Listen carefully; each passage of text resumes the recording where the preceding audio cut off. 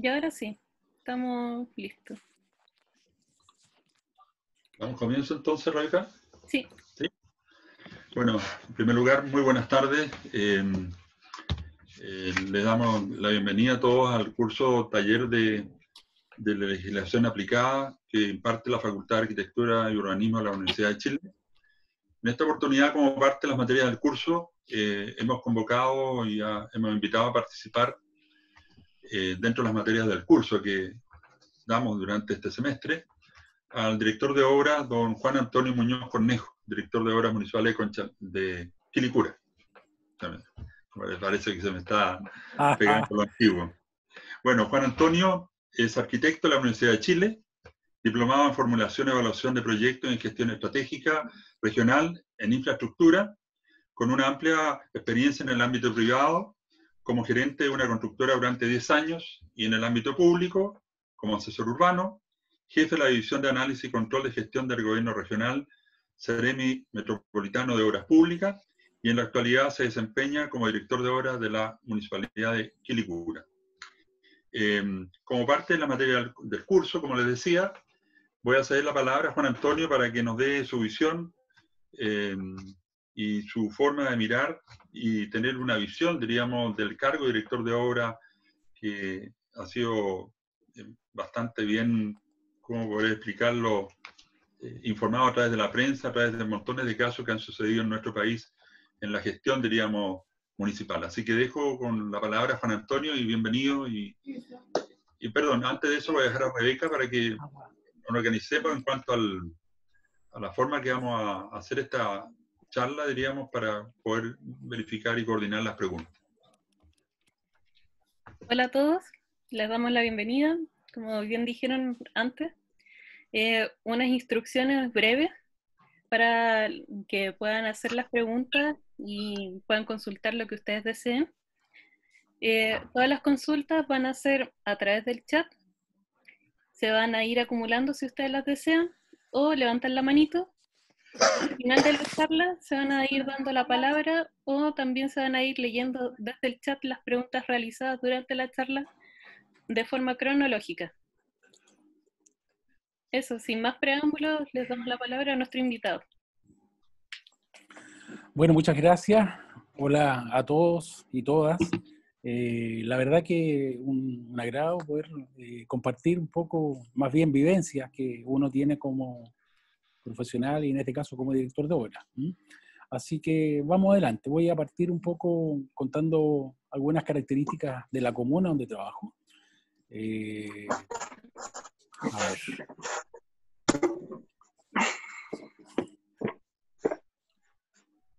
Tengo medio pegado esto, a ver.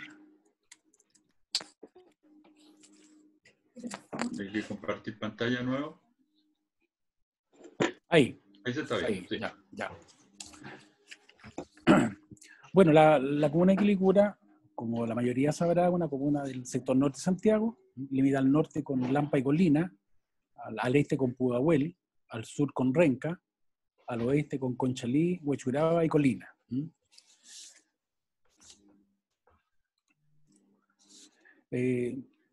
Quilicura significa en el fondo tres piedras, un nombre otorgado por los tres cerros que la rodean. Se funda en 1901 como una comunidad agraria. Ha tenido un rápido crecimiento de población. En 1990 nomás había 40.400 habitantes. Hoy, según el censo, son 210.410 habitantes. O sea, una gran cantidad de población inmigrante, alrededor de 23.600 personas, que son como el 11%, en su mayoría haitiano, peruano y venezolano.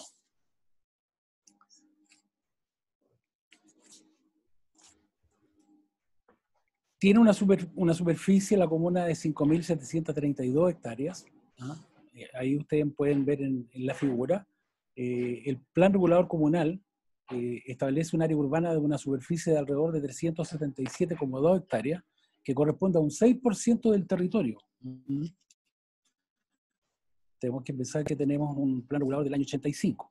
El plan regulador metropolitano de Santiago, mediante zonas de extensión urbana, regula 3.517,1 hectáreas, o sea, el 62% de la comuna, con normas supletorias.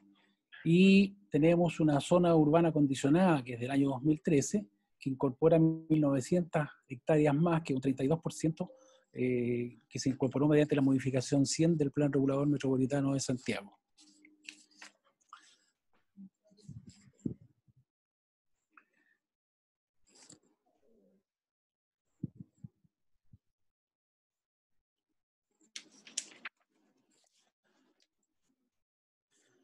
La estructura urbana en general tiene pocos cambios hasta mediados de los años 80.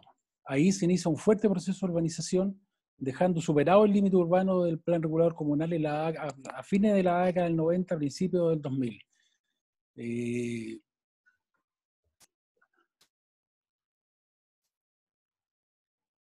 A principios del 2000 ya empieza el proceso de urbanización residencial hacia el norte de Quilicura, porque hasta esa etapa tendríamos solamente la zona central, que era prácticamente todo el sector que correspondía al plan regulador, ¿ya? Aquí se inicia ya un proceso de urbanización residencial hacia el norte de Quilicura, fundamentalmente con viviendas ejecutadas por el CERMI, viviendas que se ejecutaba el gobierno. Además empieza a generar la urbanización al sur de Américo Vespucio, en lo que es el sector que hoy día conocemos como Lo Campino.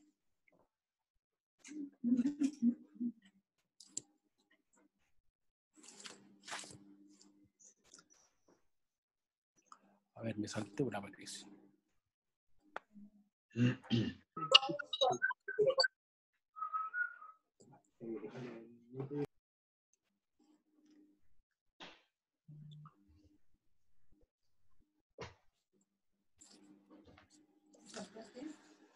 A fines de los 90 se consolida el sector de actividades productivas y equipamiento en el oriente de la comuna, que es lo que aquí vemos en un color lila, ¿ya? Entre la línea del ferrocarril y la ruta 57 de los Libertadores, como así también hacia el sector de los Chevers y el sector sur de Américo Vespucio. Actualmente alrededor de la mitad de la superficie construida de la comuna tiene uso de actividades productivas, tales como industria, talleres y bodegas. La comuna en general está rodeada de 3 autopistas.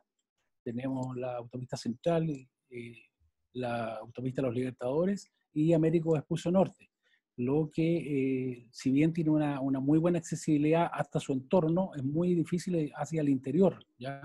Los que alguna vez le ha tocado pasar, la salida de Quilicura en la mañana es muy compleja y la vuelta también, o sea, realmente hay una cantidad de gente saliendo y entrando, tanto lo que tiene que ver con el sector industrial y los sectores productivos, como la gente que sale a realizar actividades fuera de la comuna.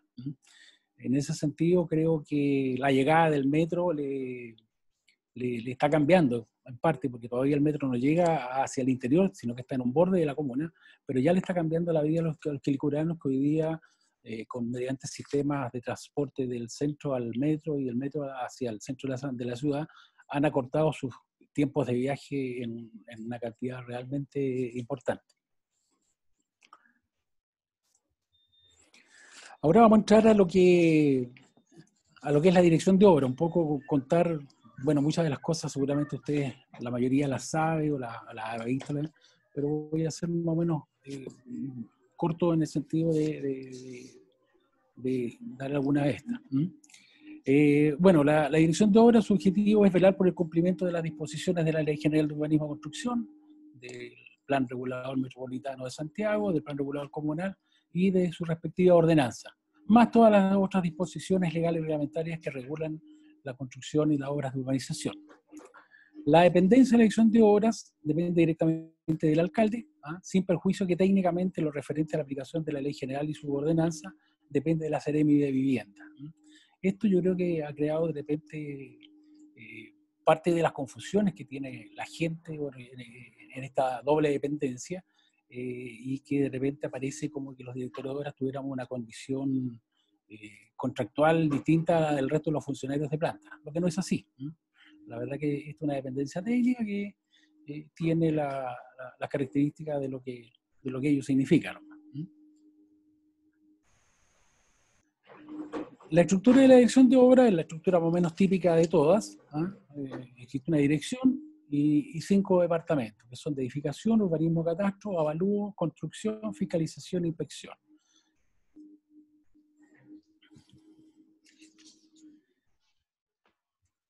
Me salto una...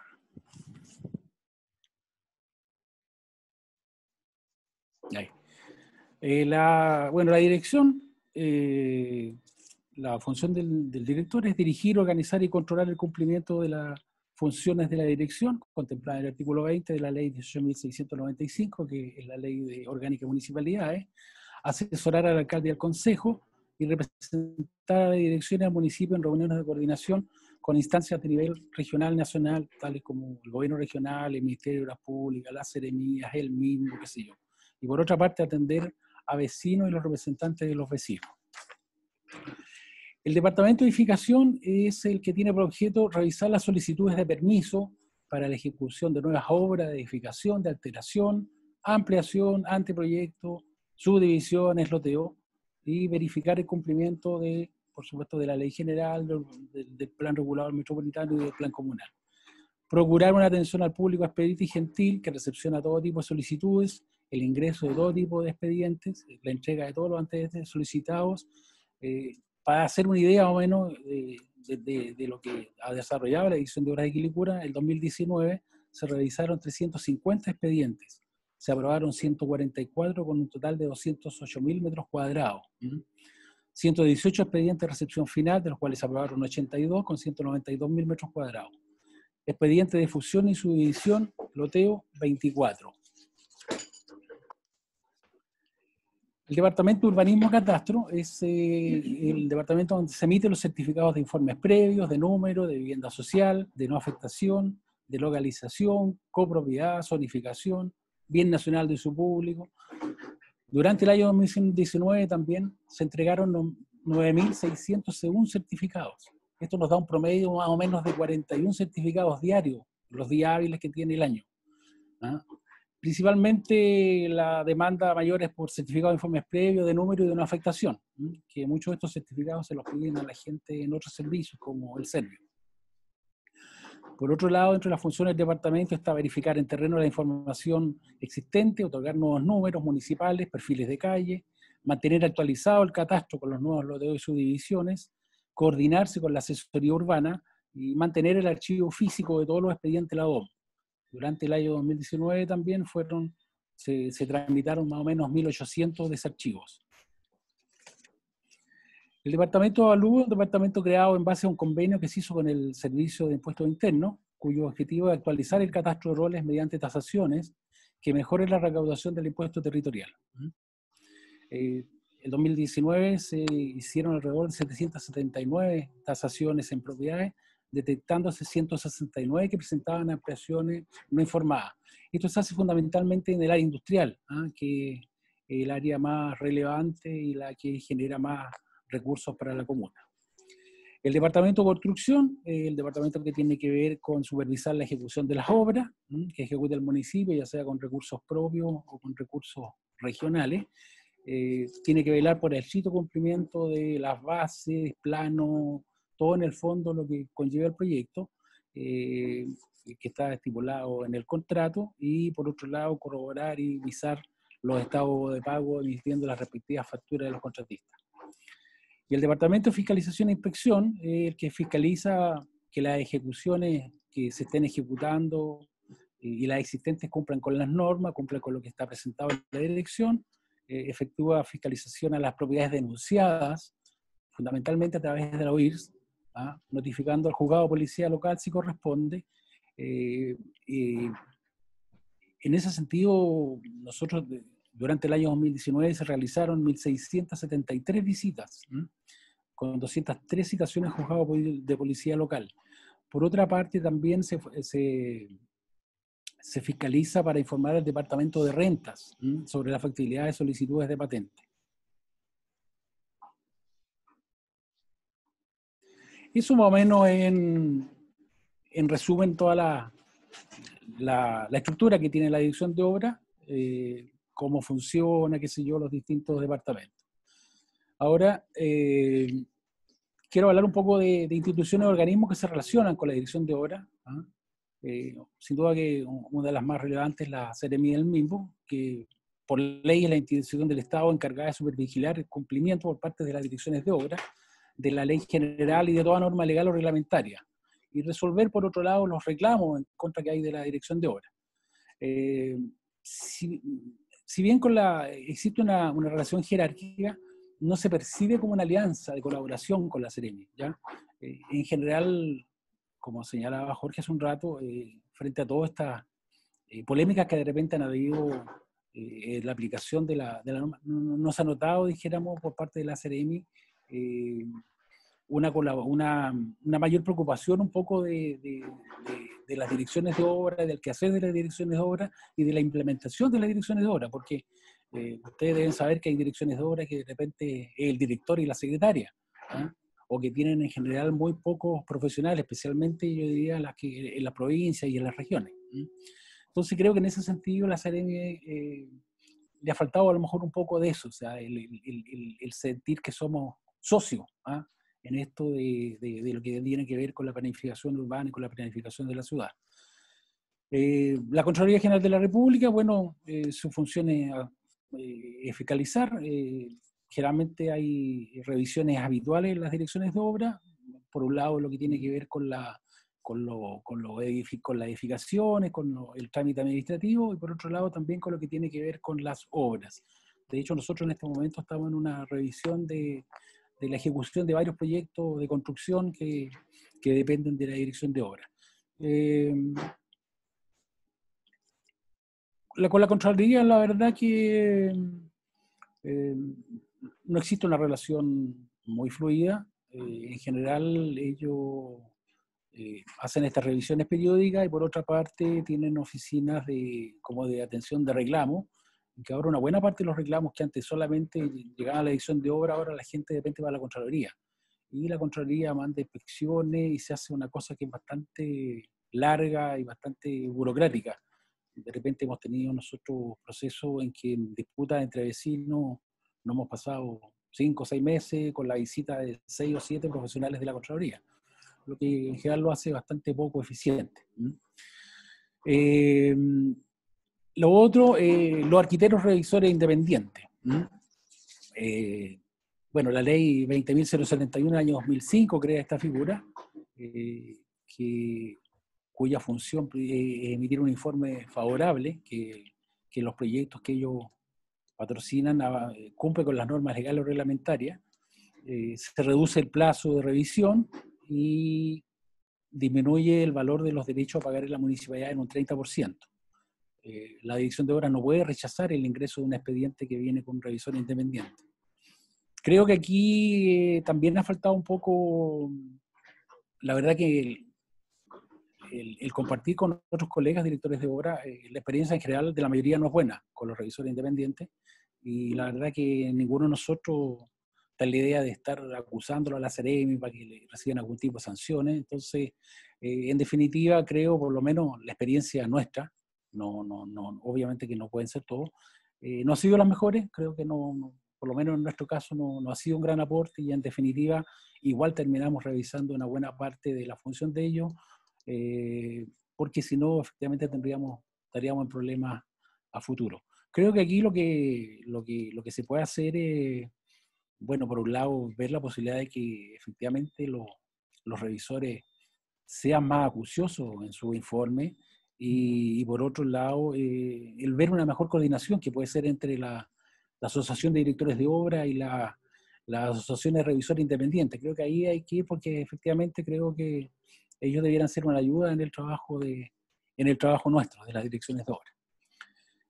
La Secretaría Comunal de Planificación es una de las instituciones dentro de la municipalidad, es una de las direcciones.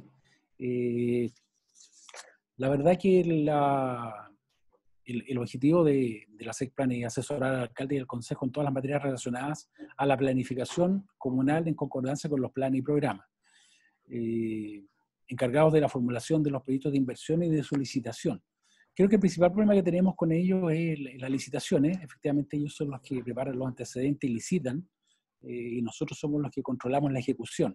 Y aquí es donde se ha producido siempre un problema en el sentido de que por razones me imagino que de plazos que le exigen ciertas instituciones para poder gastarse la plata, licitan proyectos incompletos, lo que nos significa una grave complicación durante la ejecución. Por poner un caso, alguna vez han licitado proyectos que no tienen ni siquiera permiso de edificación. Entonces, yo creo que eso es una cosa que ha sido súper difícil y que también es un tema en general de los directores de obra, la relación con los CEPLAN, porque obedece un poco a lógicas distintas. O sea, ellos tienen un cargo de confianza, su interés es generar recursos y gastarlo, y no siempre da un poco como lo mismo. En el caso nuestro no es así. Nosotros estamos para hacer cumplir normas y en ese sentido ahí es donde se produce esto. Pero creo que es parte de lo que cada director en el interior de cada municipalidad tiene que lidiar.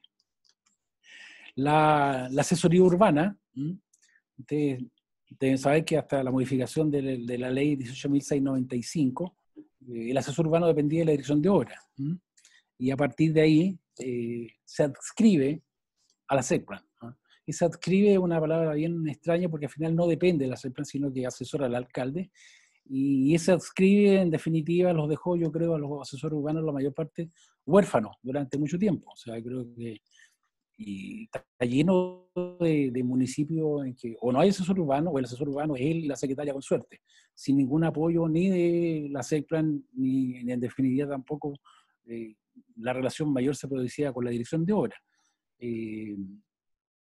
Por poner en el caso nuestro, hasta el año 2018, el asesor urbano era solo.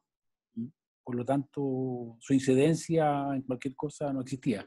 A partir del 2018 se cambia el asesor urbano y se potencia con 4 o 5 profesionales. Hoy día tenemos una asesoría urbana que está funcionando bastante bien, está trabajando en una modificación del plan regulador que esperamos esté por ahí por el año que viene. Ya no sé con esto cuánto se nos puede haber retrasado, pero creo que en nuestro caso ha mejorado, ¿ya? El otro día escuchaba por ahí que en el país alrededor de 200 comunas no tienen asesor urbano. O sea, sencillamente esa función no existe o se suple en parte con profesionales de la dirección de obra. A ver.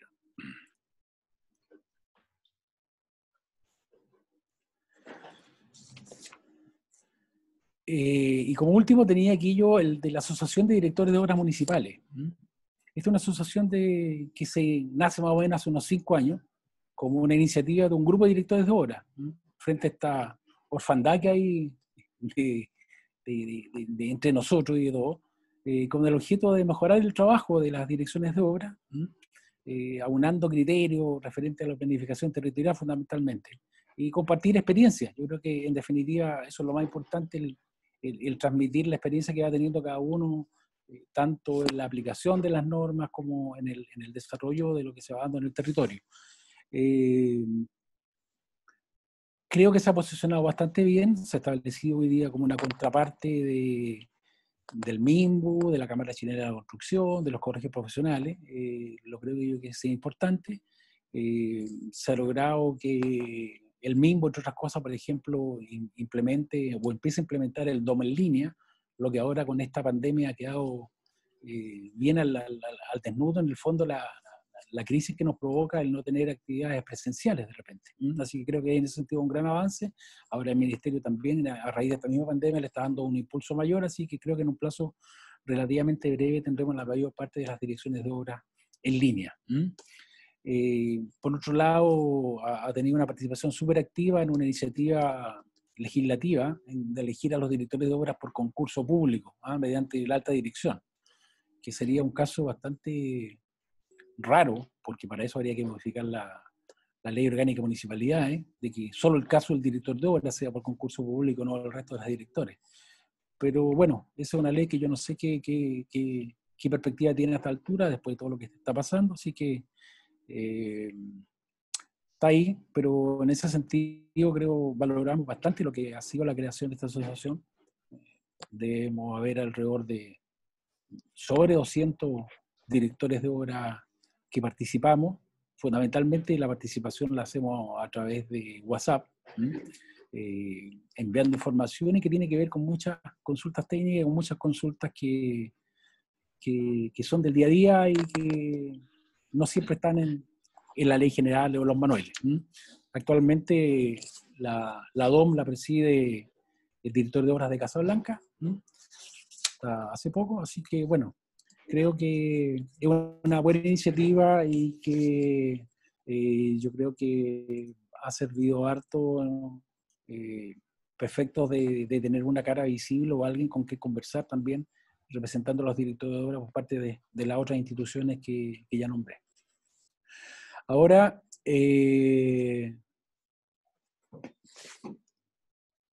tengo aquí algunos factores que inciden en la gestión de las direcciones de obra. La externa, profesionales sin conocimiento de la legislación urbana. O sea, realmente yo estoy impresionado del poco conocimiento que tienen los colegas de repente frente a las disposiciones, y por eso yo me alegro mucho de este curso, porque este curso, cuando yo estuve en la escuela, no estaba. Sencillamente nosotros con suerte alguna vez nos enseñaron a armar un expediente de la dirección de obra, nada más. Entonces creo que nosotros como profesionales debemos estar al tanto, porque la medida en que manejemos eso, sin duda que va a ser distinta la mirada que tienen todos de nuestro gremio también. Los otros son, y que se da mucho en las comunas, yo diría más periféricas, los dibujantes técnicos presentando expedientes. Siempre hay colegas que prestan su firma o que venden su firma, y la verdad que una buena parte de los problemas que tenemos son de los dibujantes, porque estas personas normalmente más encima engañan a la gente. Cobran precios caros y de repente presentan los proyectos y con el boleto del comprobante, con el comprobante del ingreso, van y cobran. Y obviamente que después nadie se hace cargo si el proyecto tiene observaciones, si le faltan cosas. Entonces ahí tenemos a gente de repente muy modesta que llega a la dirección de obra y piensa que tiene su plano aprobado y no tiene nada. Ahora, bueno, no hay mucho que hacer ahí, porque mientras hayan colegas que estén dispuestos a firmar expedientes sin fijarse mayormente, porque la verdad que una buena parte de estos expedientes no cumple con nada o están mal hechos, qué sé yo. Así que bueno, eso es más o menos un poco contar parte de los problemas que tenemos. Dentro de la interna, bueno, creo que el principal problema son la falta de instrumentos de planificación actualizados. Nosotros, imagínense, estamos con un plan regulador del año 85 vigente aún. Recién ahora se está trabajando en una actualización y eso es clave. O sea, nosotros tenemos una comuna que está normada, como señalaba adelante, en un 60% por un instrumento de planificación supletorio, como es el Plan Regulador Metropolitano de Santiago. Está lleno de construcciones que tienen permiso acogido al artículo 122, al 124, que son por 3 años y que ya pasaron a ser permanentes.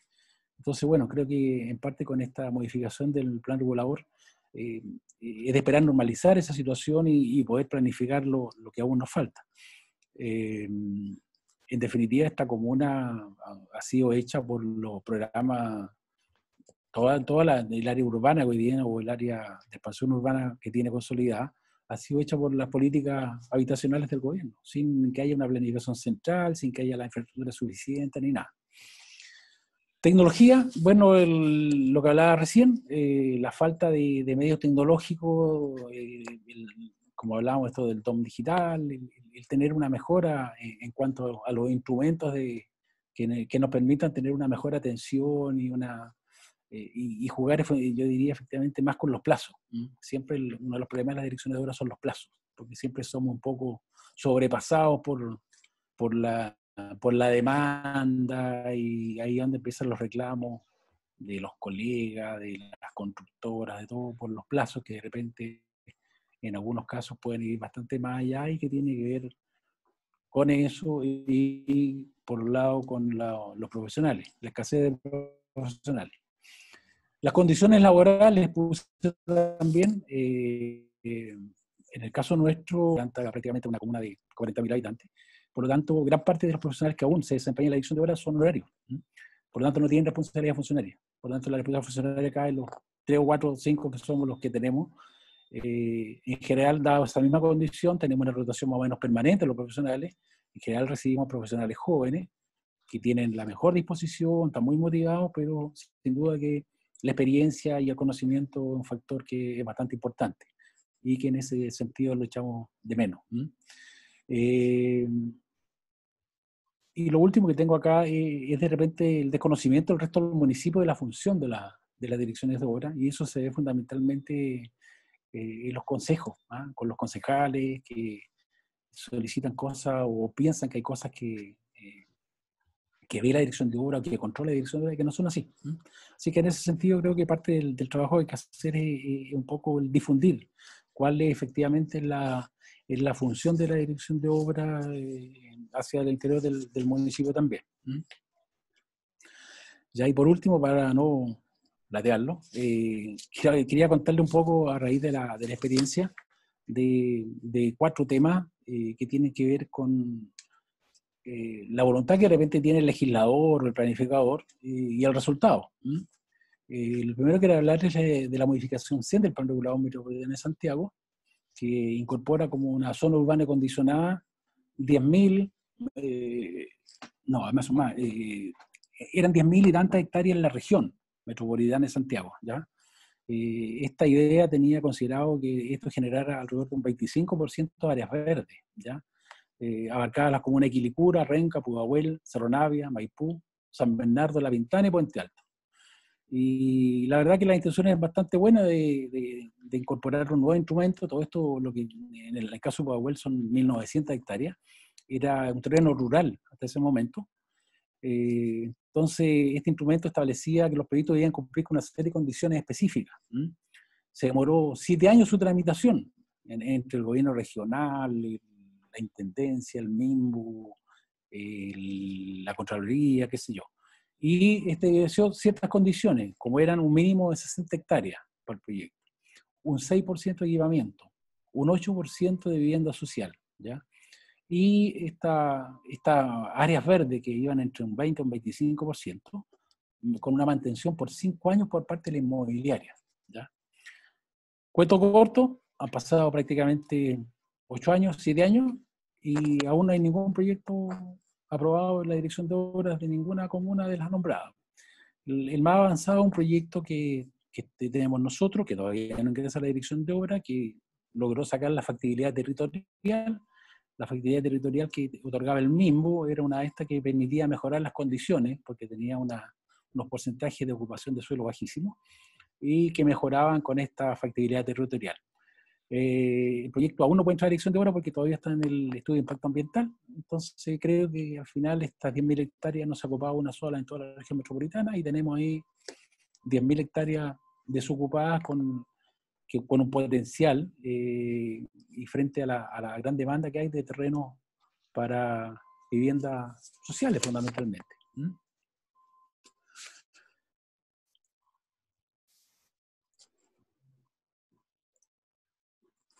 Lo otro es la modificación que hubo el año 2004 del artículo 59 de la Ley General de Urbanismo y Construcción, que era la que establecía la no caducidad de los proyectos. Esta modificación de la ley establece un plazo de 5 o 10 años para que el Estado implementara las declaratorias de utilidad pública. De lo contrario, caducaban, ¿ya?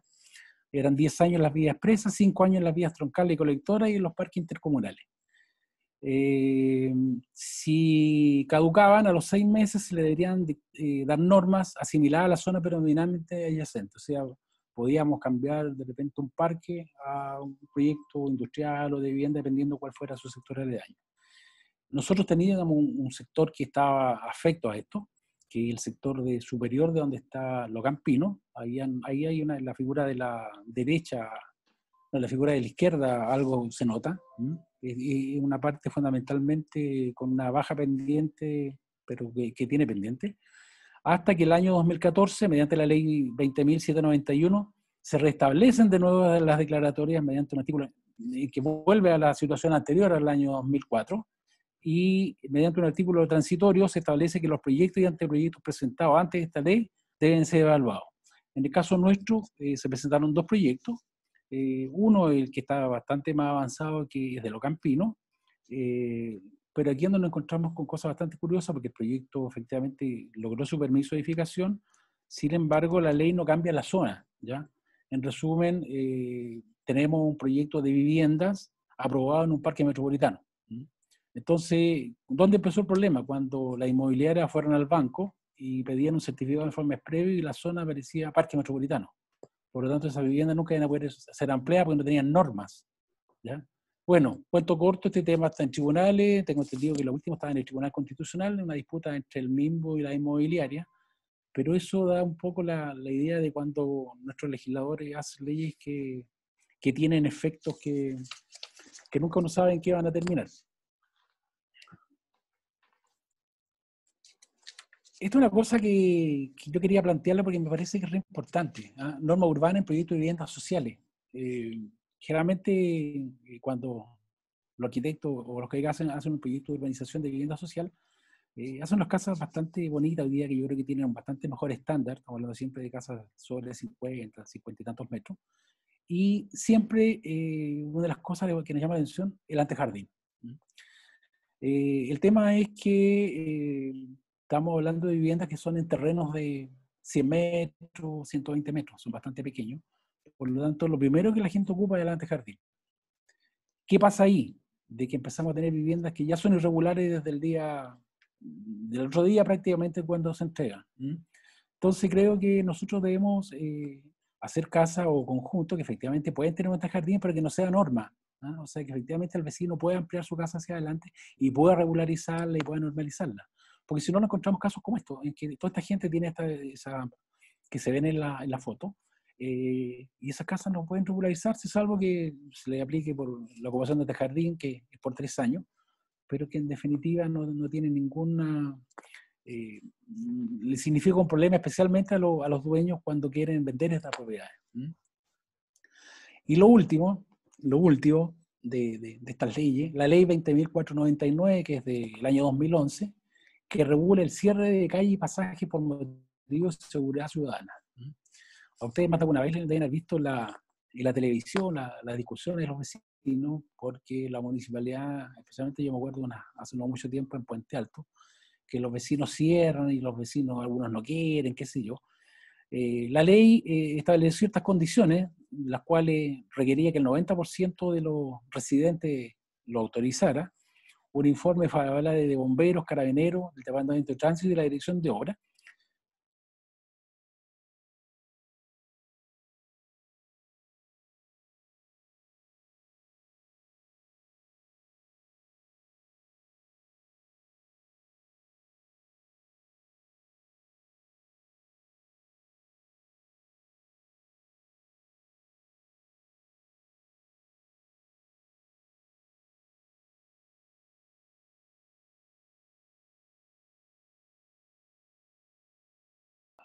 A los delitos, qué sé yo, y porque una ley quedó mal hecha. Yo creo que habría que haber visto la forma de que esto pudiese haber tenido una opción para las calles y pasajes que no tienen una entrada y una sola salida. Así que, bueno, eso es con eso yo quería un poco contar es como las cosas que de repente queremos que se hagan bien y no se hacen tan bien, desgraciadamente. Eso. Gracias. Muy bien, gracias Juan Antonio. Ahora dejamos abierta la palabra a Rebeca, que tiene algunas consultas en el chat, para poder establecer una especie de taller de conversación con Juan Antonio de muchos otros temas que quedaron en el tintero, diríamos, y que lo podemos entrar a consultar una vez que pueda responder las consultas que han hecho a través del chat. Rebeca. Dame un segundo que las tengo anotadas todas acá. Sí. Mira, mientras tanto las ubicas tú, hay una pregunta que te quería hacer, Juan Antonio, que tiene que ver con varias cosas que has comentado tú, pero vamos a empezar a hacerla en forma, diríamos, por tema. Una tiene que ver con las facultades que tienen los directores de obra, que son muchas, que la determina la ley, que son los artículos transitorios, del 121 hasta el 124.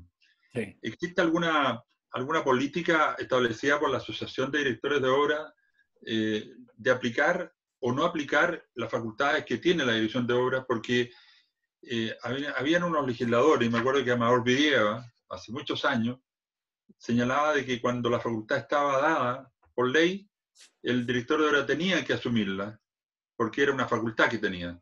¿Qué pasa en esos casos? ¿Cuál es la mirada que tienes tú como, diríamos, responsable un poco de hacer cumplir la ley, así derechamente, diríamos? Los artículos transitorios.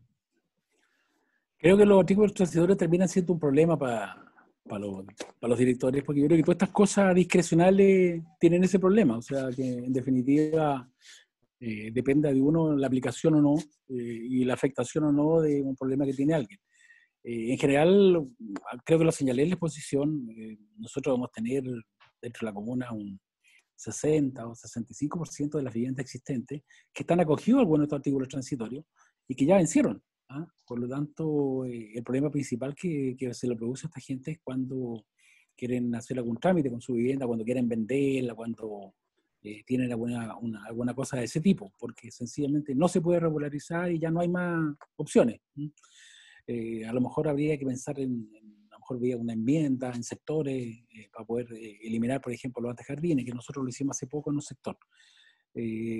Mira, en general yo trato de evitar estas cosas discrecionales. De hecho, cuando piden aplicación del artículo 122 o 124, la verdad que hacemos una evaluación, tratamos de que efectivamente se justifique, y para eso hacemos un análisis un poco de cuál es el sector, si la mayor parte de las viviendas del sector no cumplen o están fuera de la línea, qué sé yo. Pero yo creo que es un problema y creo que todas estas cosas discrecionales nunca son buenas para el que tiene que tomar la decisión. Correcto. Rebeca, yo tengo algunas otras consultas, pero partamos con lo que necesitan los alumnos o los invitados. Ya. Andrea consulta si, dice, indica ser poco eficiente las fiscalizaciones realizadas por la Contraloría. Mi consulta es, ¿son eficaces para la comunidad?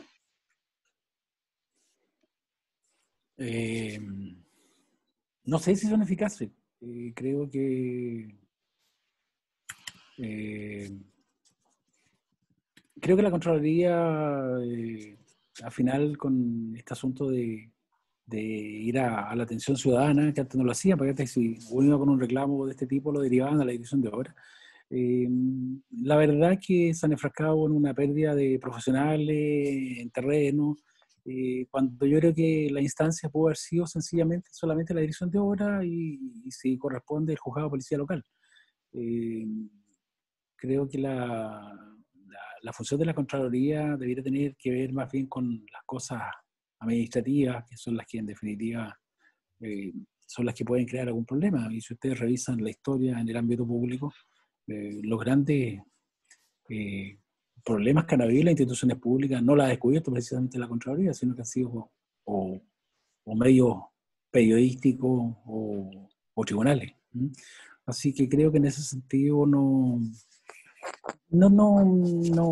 tengo yo la percepción, y tampoco los vecinos, porque por ejemplo, en definitiva, gran parte de estas cosas que no han tenido solución han terminado en el juzgado de policía local y en definitiva se ha tenido que inhabilitar la Contraloría.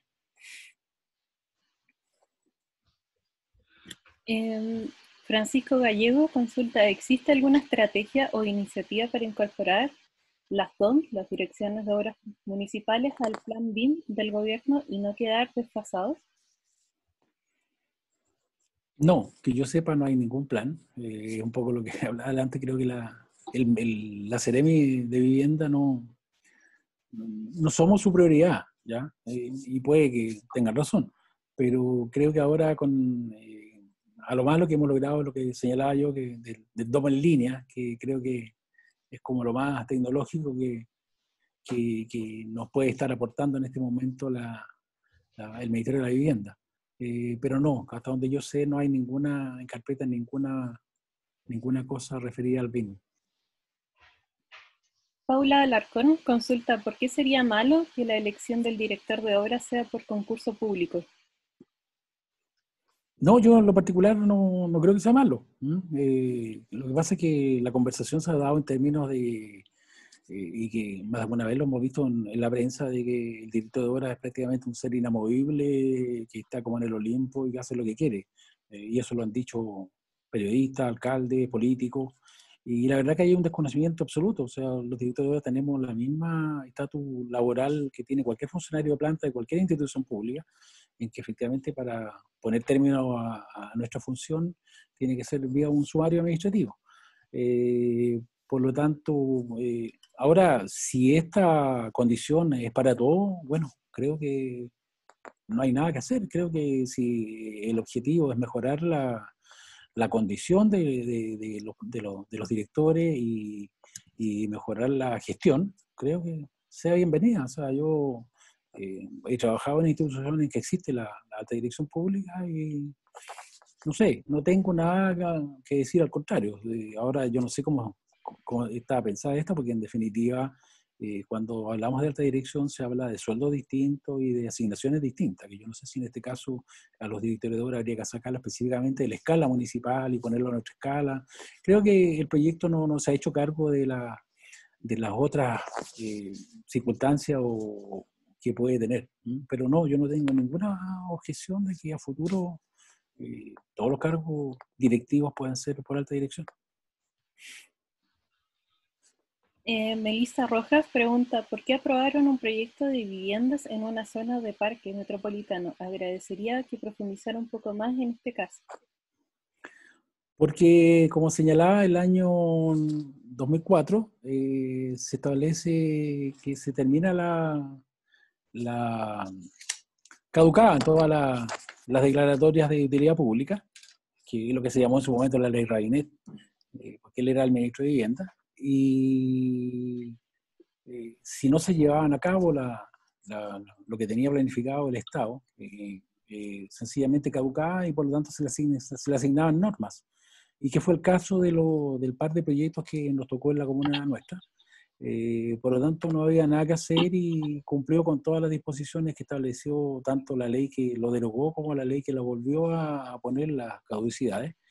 Y bueno, ahí se nos dio este caso de que hoy día tenemos en tribunales un proyecto que son viviendas emplazadas en un parque metropolitano. Pablo Berger consulta, ¿por qué las construcciones de casas pareadas no están con los muros cortafuegos si la ley y la ordenanza es clara que al construir un medianero debe sobrepasar 50 centímetros sobre el alero y en la actualidad no está realizado? Las viviendas pareadas requieren solamente un retardador de fuego que no sobresale de la cubierta. Eso está bien establecido en la ordenanza. Es por eso, cumple con la norma. Juan Carlos Ortiz consulta, ¿el problema de los dibujantes no es menor? En la Municipalidad de Rancagua, años atrás se decidió atender solo a arquitectos y propietarios. Después de la medida se dejó sin efecto. ¿Es posible que áreas de asociaciones de director de obras se pueda regular? Yo creo que es difícil regularlo mientras hayan colegas, como decía yo, que presten su firma. En definitiva, estos tipos se presentan como parte del equipo del arquitecto que les está firmando, aunque todos sabemos que no. Nosotros en general hemos hecho campaña, hemos puesto, incluso nosotros en algún momento establecimos un convenio con el Servicio de Asistencia Técnica del Colegio de Arquitectos, que es una atención profesional de un costo bastante menor que la habitual. Pero aún así es difícil porque engañan a la gente. Entonces, no sé qué medida podríamos tener. Yo sé que han habido municipios que, en definitiva, a ciertos colegas que uno se da cuenta que son los que firman a estos dibujantes, les ha exigido la presentación personal de los proyectos. Pero no sé hasta dónde eso sea legal, porque en el fondo, a lo más me imagino podría pedirle uno un poder y obviamente que ellos van a llegar con el poder para poder representarlo y tramitarlo. Es un problema difícil, es un problema difícil de poder resolver, pero yo insisto, mientras hayan colegas que faciliten su firma para estos efectos, va a ser complicado. Pamela Constant consulta, respecto a los dibujantes técnicos, a ella nadie los fiscaliza de que además de que solo hagan el dibujo y no se encarguen de la parte de trámite en sí. En realidad es parte de lo mismo que se estaba conversando ahora. Claro, lo que pasa es que nosotros hemos insistido siempre en las reuniones con vecinos, especialmente cuando de repente nos invitan a alguna unidad vecinal a contar un poco la labor de la elección de horas. Lo que más le insistimos es que tengan mucho cuidado cuando ellos, no sé si firman contratos o cuando llegan a un acuerdo con los dibujantes, en el sentido de que le establezcan etapas, ¿sí? Y que la regularización, el proyecto no se termina cuando se hace la presentación, sino que se termina cuando tiene la recepción final. Entonces le hemos dicho, ustedes, si les cobran tanto, hasta qué etapa me va a hacer, a qué corresponde, y los pagos que queden establecidos en función de esos hitos, dijéramos, dentro de lo que es la tramitación de un expediente. Daniela Quesada consulta sobre la actualización del PRC. ¿Se considera una regularización para las industrias ubicadas en medio de las zonas residenciales? Nosotros en general, la comuna no tiene industria en zonas residenciales, siempre fue bastante, la planificación se hizo bastante separada, nuestros sectores industriales están bastante agotados, fundamentalmente están entre las dos autopistas y otros, está el sector sur de Américo Vespucio. Nosotros no tenemos ese problema de tener industria, salvo en una zona en que en algún momento con el plan regulador establecía una zona industrial, pero que es muy pequeña. No sé, creo que es parte de, estamos en la etapa más o menos inicial todavía del plan regulador comunal, así que me imagino que se hará cargo en este caso específico, pero es una zona bastante menor.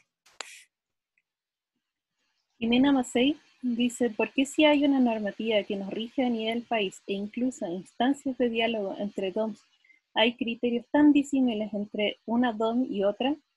Es difícil tener que aprender el lenguaje particular de cada una de las DOM.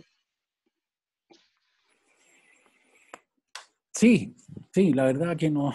Pero que yo creo que tiene que ver un poco con que las directrices del ente regulador nuestro, que son la Seremi Vivienda, tampoco es igual. Muchas de las cosas, si ustedes se dan cuenta, un Seremi de una región determinada puede tener una opinión muy distinta a un Seremi de la metropolitana, entonces podemos tener de repente dos opiniones frente a un mismo caso.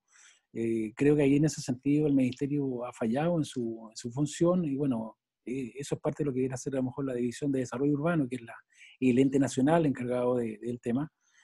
Pero sí, es verdad que yo creo que hay, y lo vivimos nosotros mismos como directores, o sea, yo más de alguna vez también he tramitado expedientes en otras direcciones y me han pedido cosas que a mi parecer no deberían exigirse, pero bueno. Creo que en general la normativa todavía falta a lo mejor acotarla en muchos aspectos, y por eso que se pueden producir estas diferencias de criterio, especialmente en todas las cosas que tienen que ver con cierta discreción o con la discrecionalidad. Alejandra consulta actualmente qué plazos efectivos maneja la DOM en la revisión de expedientes. En general, mira, nosotros estamos bastante al día. Ahora con todo esto de la pandemia estamos al día porque efectivamente han ingresado menos expedientes y se ha producido la revisión online de la mayor parte, a pesar de que tenemos atención presencial un par de días a la semana. Pero en general nuestro problema nunca ha sido los plazos, ¿ah? De hecho, nosotros nunca hemos tenido un reclamo de que nos hayamos demorado en demasía, sino que más bien de repente los reclamos que han habido en contra nuestra en la CRM son por cosas de observaciones que los colegas entienden que no deberían ser, y bueno, ahí se produce el intercambio de opiniones y en definitiva es la CRM la que determina. Pero no hemos tenido problemas de plazo. Ahora sí, yo sé que hay muchos municipios que sí lo han tenido y que tiene que ver fundamentalmente con un tema de falta de profesionales. De hecho, hasta hace muy poco tiempo en Lampa tenían un problema bastante grave en el sentido de una escasez de profesionales, lo que efectivamente retrasaba la revisión de expedientes. Pamela Constant dice, la fiscalización de la Fiscalía o la CEREMI, aunque sea engorroso, se hace inevitable en los casos en que entre una y otra DOM toman criterios diferentes. El director de obra, ¿bajo qué criterio determina pedir o no cosas que están en la ordenanza? O sea, creo que nosotros debemos pedir lo que está en la ordenanza. Efectivamente, nosotros no deberíamos pedir más cosas que las que están establecidas ahí. Y lo demás ya queda un poco debido a criterios de cada dirección de obra, o sea, o de repente de algunas ordenanzas locales que yo diría que traspasan un poco a lo mejor los límites que debe tener una ordenanza local y entran a poner condiciones que no están establecidas en la ordenanza ni en la ley. A nosotros nos ha pasado mucho porque nosotros los ingresos al expediente, ustedes deben saber que en general nosotros tenemos una gran cantidad de terrenos que han sido rellenados con escombros, con tierra y algunos con basura en los años, a principios de los 2000, por ahí, especialmente en el sector de Luchevers. Entonces, nosotros establecimos, entre otras cosas, cuando presentan la solicitud de permiso, no señalen dónde van a botar los escombros o los excedentes que va a tener esta construcción. Eso es algo que de repente, claro, no está en la ordenanza y que nosotros lo hemos estipulado en una ordenanza local y que podría ser cuestionable a lo mejor como requisito. Pero el objetivo final que tiene es de evitar de que no nos boten los escombros en la calle o en sectores no autorizados. Pablo consulta respecto al problema de los colegas que prestan su firma. Quizás deberían establecerse un seguimiento de profesional que no continúe en un trámite. Sí, pero desgraciadamente no sacamos nada con hacerlo. Si lo hiciéramos, ¿a dónde ya no existen los colegios profesionales, que era una instancia en que uno podía hacer llegar este tipo de inquietudes o de acusaciones. Desgraciadamente hoy día lo único que haría es recurrir a algún tribunal y la verdad que no veo que pueda tener mucho futuro en el sentido de su tramitación. Daniela Peterson indica: ¿en qué relación a viviendas sociales con ampliaciones en antejardín es aplicable el artículo 166 para su aprobación? En todo. El 166 establece condiciones extraordinarias para viviendas sociales, que está bastante acotado en términos de superficie. Pero sí, yo creo que es una cosa aplicable que yo diría que es una buena alternativa de repente frente a los proyectos que no cumplen con la ley del mono, que se llama también, que tenía ciertas condiciones. Lo único que el 166 establece el trámite completo, o sea, la recepción, no es un trámite único como el de las leyes del mono, pero sí, es aplicable. Carla consulta: ¿cómo crees tú que se puede trabajar de mejor manera entre el DOM y la SECPLA para lograr mejores proyectos propuestos por la SECPLA, los cuales muchas veces tienen montos altos asignados para su ejecución, siendo que muchas veces, al ser departamentos independientes, juegan en contra del mismo municipio? Bueno, creo que ahí lo único que queda es una mayor coordinación con el director de la SECPLA.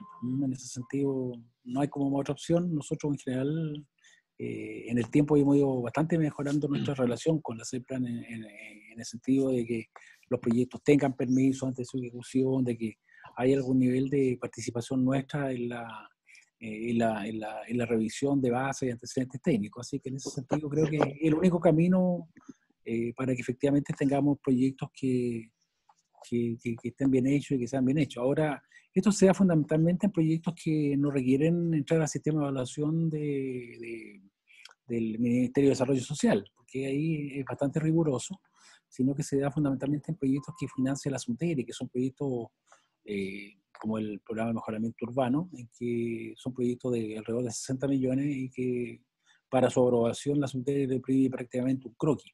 Esos son los principales problemas que se nos producen porque son proyectos que no tienen ninguna elaboración.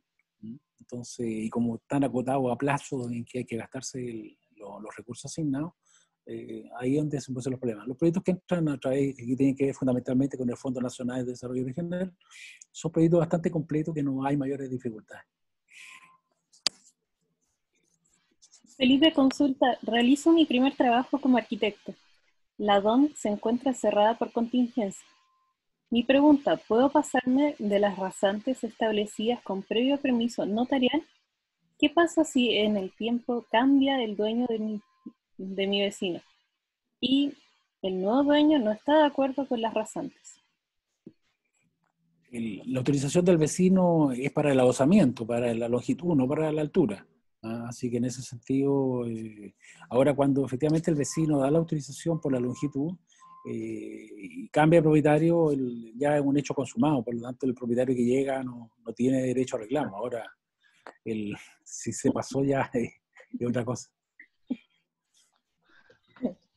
Simón pregunta, ¿qué sucedió con el proyecto Centro Comercial San Valentín en Avenida Mata con Avenida O'Higgins? Un proyecto que estaba casi listo para su construcción y repentinamente se paralizó todo. Bueno, yo tampoco tengo mayor información en relación, pero me imagino que tiene que ver un poco primero con el estallido social y ahora con el tema de la pandemia. Efectivamente el proyecto está bastante avanzado, pero no tengo la verdad que no he hablado con los inversionistas, yo creo que están a la espera de que mejore el momento económico, pero sin duda que ese proyecto, tengo la idea que se va a hacer, efectivamente ese proyecto queda a las puertas de la estación terminal del metro, por lo tanto sin duda que como centro comercial debiera ser bastante exitoso, así que estamos todos un poco esperanzados de que eso se retomará apenas mejoren las condiciones, yo creo, hoy día del país. Pamela Constant consulta, ¿qué pasa con los expedientes que se ingresaron antes del tema de la pandemia? Y no hay forma de contactarse con la DOM actualmente. ¿Deberían de extenderse los plazos sin que afecte directamente al cliente o al vecino que puso alguna queja? Perdón, ¿me la puedes repetir la pregunta? Dice, ¿qué pasa con los expedientes que se ingresaron antes del tema de la pandemia? Y no hay forma de contactarse con la DOM. ¿Deberían de extenderse los plazos sin que afecte directamente al cliente o al vecino que puso alguna queja? A ver, nosotros en general no tenemos expedientes que estén parados, dijéramos, porque no se han revisado. Y las observaciones y toda la comunicación se está haciendo a través de correo electrónico. Además, tenemos atención presencial 2 días a la semana.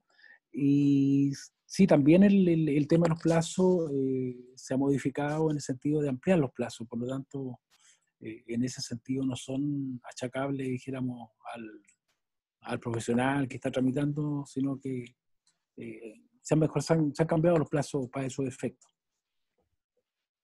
Juan Carlos Ortiz consulta, pareciera ser que la mala calidad de los proyectos que elabora el CERPLAN se repite en varios municipios. El tema es que esto recae lamentablemente con mayor fuerza en quienes ejercen labores de hito, es decir, la DOM.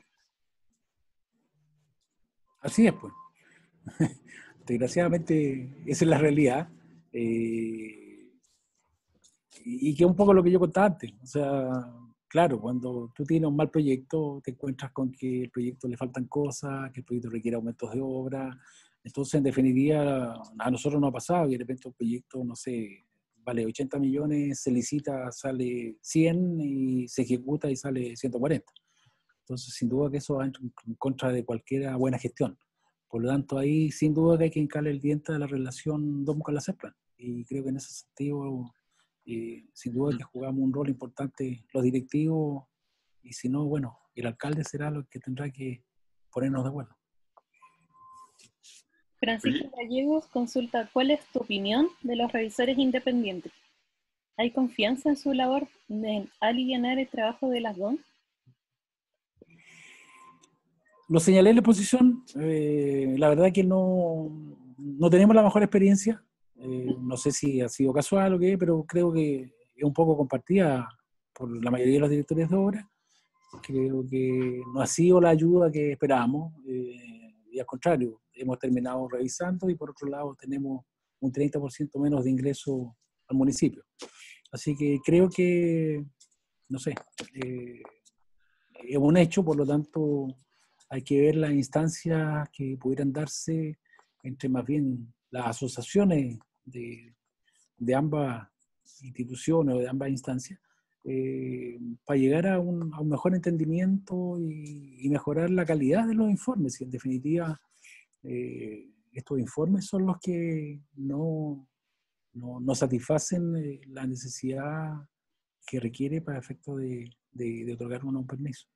y no somos los directores de obras quienes para andar acusándolo. Sé de casos que ha pasado, en que se han hecho llegar estos reclamos a la Seremi, pero no es grato andar acusando colegas nunca. Y por último, Alessandra Guerra consulta, ¿cómo es el ingreso de las vigas a la vista de madera para respaldar la resistencia al fuego, ya que en la tabla MIMBO no aparece la solución? Gracias. Entendí la primera parte. ¿Cómo? Dice, ¿cómo es el ingreso de las vigas a la vista de madera para respaldar la resistencia al fuego, ya que en la tabla MIMBO no aparece la solución? Bueno, ahí lo que hay que buscar son soluciones decentes, ¿no? Exacto, o soluciones constructivas que permitan de que cumpla con la norma. No hay, es un problema constructivo, en definitiva. Es lo mismo que pasa, sí, es lo mismo que pasa cuando el metal que se le echa una pintura que le permite la resistencia, o cuando se reviste sencillamente con materiales que sí cumplen. Camila Castro, que sería la última pregunta como para cerrar, pregunta, ¿qué se requiere para solicitar una obra de características de canalización de aguas y arquitectura en conjunto? Bueno, en general los proyectos tienen que hacerse cargo de esas aguas lluvias, así que creo que los juntos, o sea, uno no puede echar el agua el agua lluvia, no las puede tirar a la calle, sino que tiene que canalizarla a través de un sistema propio, ¿no? Que generalmente por las napas, dijéramos. Y eso ocurre también para el sector industrial, en que ya son algunos sistemas bastante más elaborados, bastante más distintos. Camila Castro señala que se refería como, por ejemplo, a las quebradas de Valparaíso, como esa dualidad. ¿En qué? De canalizar aguas y al mismo tiempo que sea un proyecto de arquitectura. Ah, ya. Eso es, bueno, vamos, sí, bueno, en general todos los proyectos que están en área o que están en terrenos que tienen pendiente tienen que hacerse cargo, dijéramos, de cualquier intervención que tengan de quebrada. Y eso, en definitiva, quien lo regula es el Ministerio de la Pública a través de la Dirección General de Agua y de la Dirección de Obras Hidráulicas. Por lo tanto, esos proyectos requieren un proyecto, valga la redundancia, de obra hidráulica, de hacerse cargo de la intervención que puede eventualmente haber de quebrada con la construcción con alguna construcción, que puede ser de vivienda o otro tipo. Oye, Juan Antonio, quería tomar un poquito la palabra y hacerte alguna consulta. Mira, hablemos de gestión y pandemia, gestión municipal. Existe mucha inquietud de propietarios, diríamos, inversionistas, inmobiliarias, que requieren que se hagan las visitas, pongamos, de solicitud de recepción, pongamos, de edificios en construcción, y que la gente está esperando eso para poder tramitar el crédito, y el crédito involucra el banco involucra la inscripción del conservador. ¿Cuál ha sido la posición de ustedes como asociación, o ustedes han conversado este tema a nivel de autoridad? Porque ustedes tienen facultades dentro de la cuarentena para transitar, diríamos, pero está el problema de que las constructoras no tienen autorización para operar. ¿Cuál ha sido la mirada tuya o para poder generalizar esto, para que esto no pare, diríamos? Porque en definitiva, independiente que la cuarentena está generando un problema mayor, diríamos, hay ciertos aspectos que se podrían solucionar, diríamos. Mira, en general, las autorizaciones que hay en todas partes son de obras, son solamente para obras que son imprescindibles, ¿no? Y que son fundamentalmente algunas obras que se están haciendo para el Estado. Por eso uno ve que sigue la construcción de la autopista, sigue la construcción del metro, ese tipo de cosas. Ahora, en general, el resto de las obras están prácticamente paralizadas. Nosotros como dirección de obra hemos mantenido absolutamente todas las funciones, incluidas las recepciones finales, que en algunos casos menores se hace con fotografía y con toda la información que nos puede hacer llegar el patrocinante.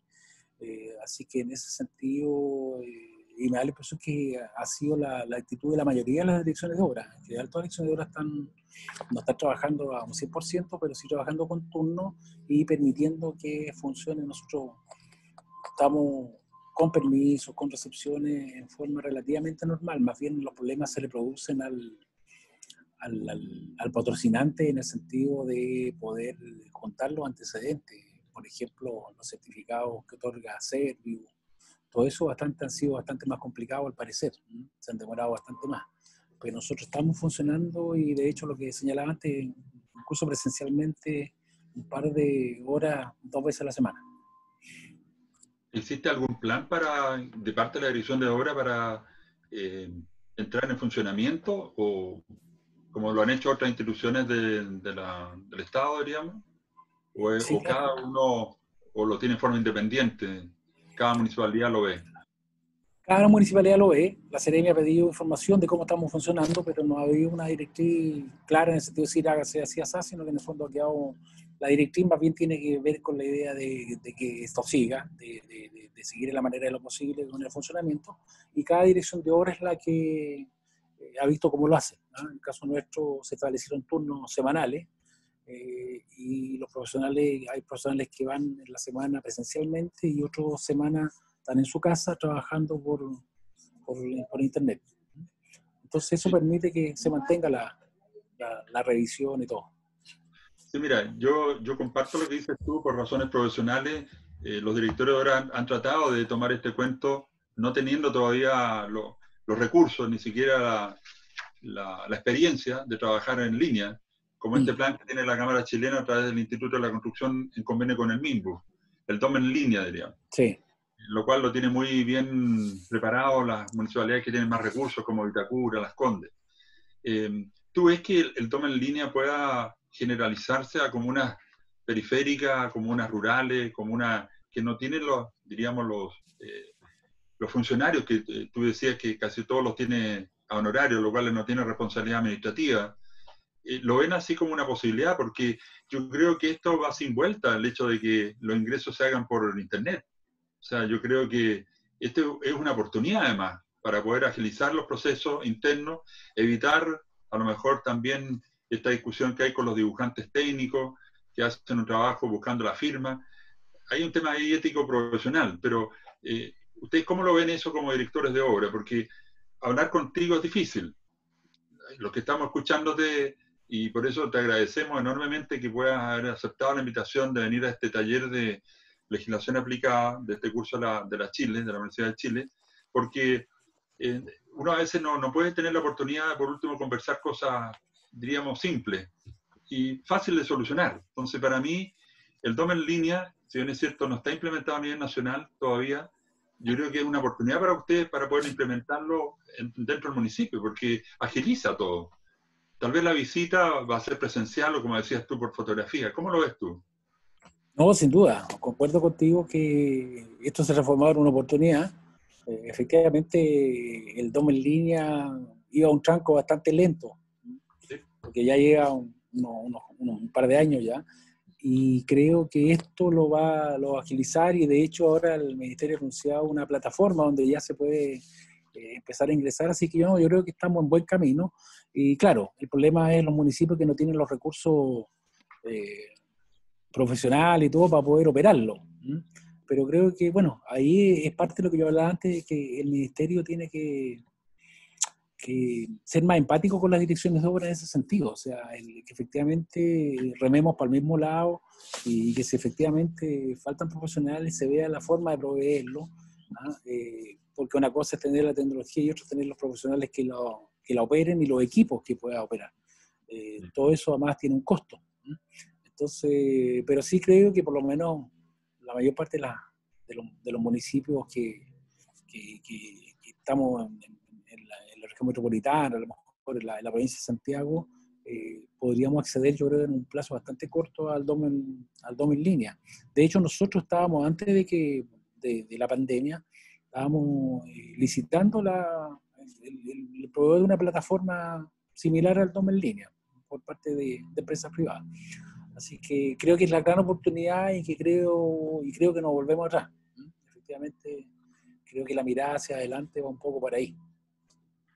Mira, agradezco primero la presencia tuya acá y el llamado que has hecho a nosotros mismos, a los académicos, porque vemos que muchos profesionales jóvenes, esta materia dentro de la universidad parece muy árida, de poca aplicación, diríamos, mediática, pero ellos lo ven en el ejercicio profesional que al año, diríamos, a los 2 años, tienen que tramitar sus proyectos, sus permisos, y tú te has enfrentado muchas veces a profesionales no capacitados o que no tienen la instrucción, como decías tú, de que no lo colocan dentro del currículum diríamos, Sí. curricular de la facultad. Entonces, es por eso que te invitamos a ti, para que tú desde el otro lado del mesón, como decimos, nos des también tu opinión, porque uno siempre ve la mala opinión que tenemos nosotros hacia las direcciones de obra, porque lo vemos como un freno, como una barrera, como no tratar de agilizar los procesos. Y en cambio, muchas veces también es de conocimiento y somos responsables también. Esta es una cosa, como decías tú, compartida. Sí. Creo que hay que aprovechar, como decía antes, las oportunidades. Y una de ellas es esta cosa de la tramitación online. Pero también requiere que parte del municipio tome una actitud de compromiso también con nosotros los que gestamos los proyectos, tanto el sector inmobiliario, el sector económico, de que estamos generando recursos para mover la actividad económica también, porque esto es diríamos, es una cadena. Entonces, a veces uno ve, lamentablemente, en general, un freno en la dirección de obra. Un freno a veces también por desconocimiento, como hablabas tú, de los propios profesionales de la dirección de obra, que son gente joven, mucha rotación, como decías tú, instrumentos de planificación antiguos, instrumentos que no han sido actualizados. Tú acabas de dar una crítica muy fuerte y que me gustó que lo hiciera, porque tú eres el que está tratando de aplicar la ley que es el PRMS 100, que tanto demoró, tantos años que hubo en discusión, resulta que nadie lo ha podido aplicar. Entonces imagínate las horas hombres, horas profesionales, que se llegó a eso y hay sector, un territorio que no se ha podido urbanizar, producto de esta poca aplicación. Es el motivo, es el sentido de las visitas de ustedes como profesionales al curso, ¿te fijas? De abrir un poco esto, que la academia se abra hacia el sector inmobiliario, hacia el sector, diríamos, público, para que los estudiantes entiendan de que esta gestión se hace en conjunto. Yo creo que me gustaría de parte tuya, porque estamos en hora de trabajo, diríamos, aunque sea online, que tú puedas de alguna manera cerrar, o no sé si hay algunas otras preguntas que Rebeca pueda tener en el chat, pero primero agradecer, porque si no habríamos tenido que hablar por la ley de transparencia. Claro, esa es la otra. Claro, Que esa es muchos la la otra. usan. Pero también para ti es un freno, porque puede ser una buena herramienta para algunos, pero llegar a un director de obra que se supone el que está manejando el territorio, y otra crítica que hacías tú, el hecho de que el asesor urbano esté en otra área, en SECPAC, diríamos, siendo que debería estar mancomunadamente trabajando contigo en el área de urbanismo. Sí, sin duda. Entonces, yo creo que los mensajes que tú has dado subliminalmente y directamente nos hacen reaccionar a nosotros los arquitectos y a los profesores y a los alumnos, de que lo que viene, diríamos, viene en cambio, y ese cambio tiene que ser para mejorar la gestión. Yo creo que ese es el sentido del taller. No solamente una clase dogmática o solamente señalar leyes. El problema es aplicarlas. ¿Y quién las aplica también? Entonces, por favor, Juan Antonio, da un resumen de cómo, ya general de tu charla, que a lo cual estamos muy conformes y agradecidos, porque has tenido bastante convocatoria. A lo mejor muchos de ellos querían hablar contigo, pero lo están haciendo a través del chat. Bro. Es una forma de comunicarse. Así que, por favor, da diríamos, tu resumen, y no sé si Rebeca tendrá alguna otra consulta que se nos haya quedado. Sí, tengo 3 consultas. Bueno, hagamos la consulta primero y la respuesta. Ya, Daniela Quesada consulta. ¿Qué proyección de usos de suelo hay para los sitios eriazos al sur de la autopista de Espucio que separan el Valle Locampino con el resto de la comuna?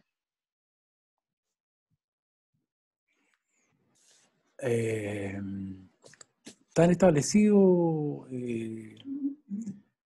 ahí más bien hay consolidado un sector industrial en un área, y al otro lado está el sector de Locampino, que adelante tiene un sector industrial, que una franja, y y que ahí además hay un sector que tiene bastante pendiente, hay unos cerros ahí, y que ahora con unos rellenos que se han hecho, que donde parte de lo que fue el ex vertedero Cerros de Renca en su momento, no tiene muy buenas condiciones, yo diría, para proyectos inmobiliarios.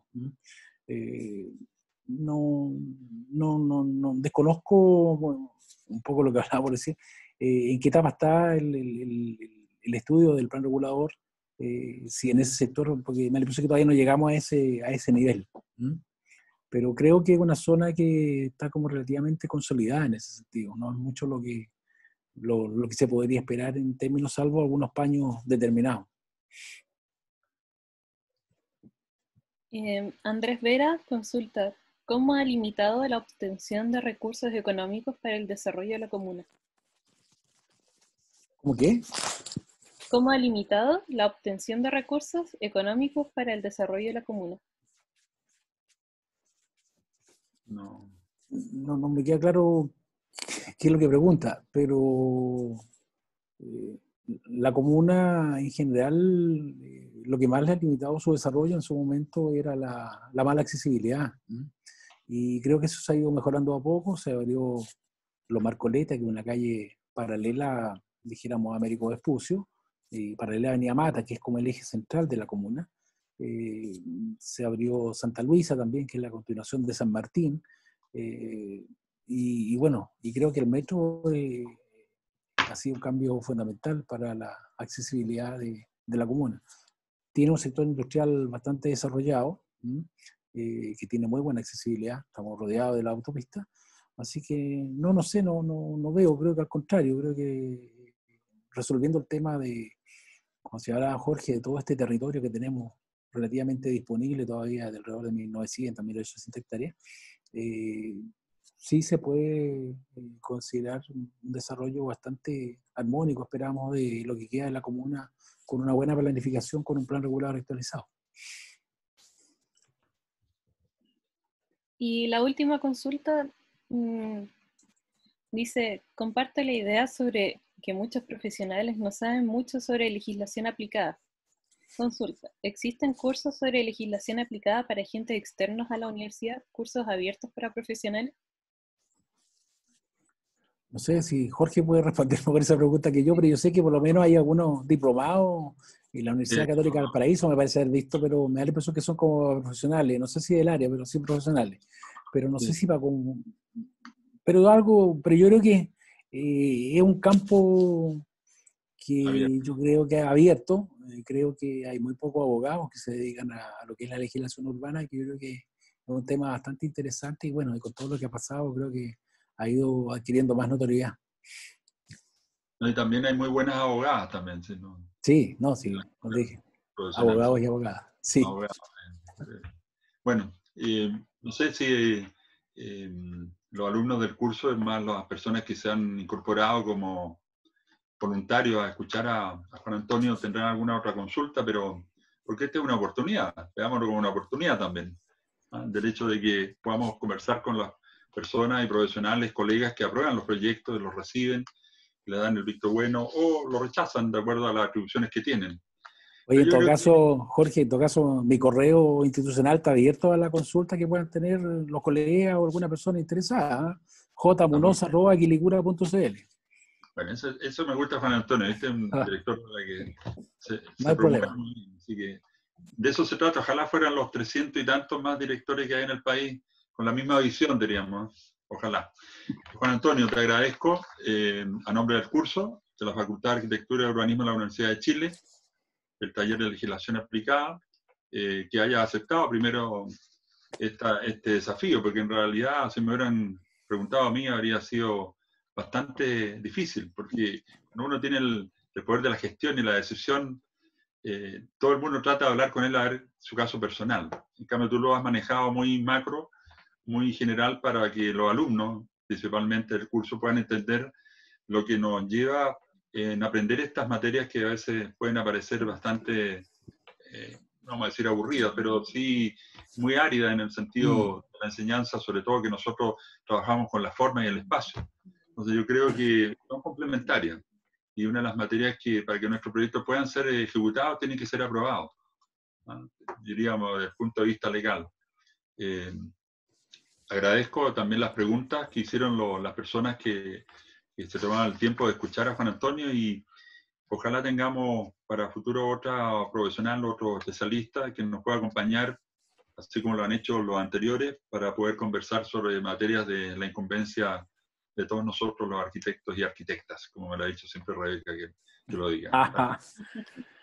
Oye, bueno, yo quiero agradecerle a ustedes. La verdad que estas cosas terminan siendo súper gratificantes para uno mismo, el recibir un poco el feedback de la gente, de los colegas, en este caso estudiantes, y una oportunidad de poder mostrar a lo mejor la experiencia de un director de obra atípico, a lo mejor, en el sentido que yo no llevo 20 años la dirección de obra, sino que llevo un poco más de 7 años, y tengo una experiencia por el ámbito regional. Creo que sí me ha servido para tener una mirada distinta, a lo mejor frente a los problemas o frente a las inquietudes que plantean, como tú señalabas, de repente las inmobiliarias, así que en ese sentido siempre hemos tenido la mejor disposición, ¿no?, a ser bastante proactivos frente a los vecinos, a la inversión, a las empresas, qué sé yo, y siempre son bienvenidas.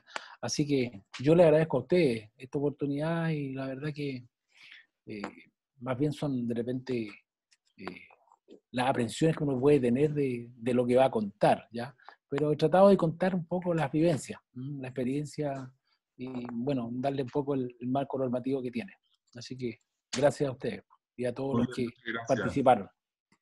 Muchas gracias, Juan Antonio. Nos vemos en otra oportunidad. Así que, okay. Bueno, a todos los demás le damos muchas gracias, diríamos, por el tiempo que han tenido de acompañarnos en esta hora de curso, diríamos, y después me voy a comunicar internamente con los alumnos propiamente tal por algunas materias de término de semestre. Así que muchas gracias a todos y hasta otra oportunidad.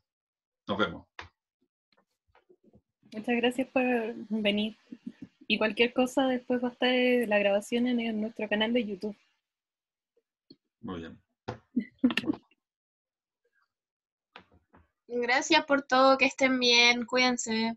Chao. Chao, gracias. Gracias. Chao.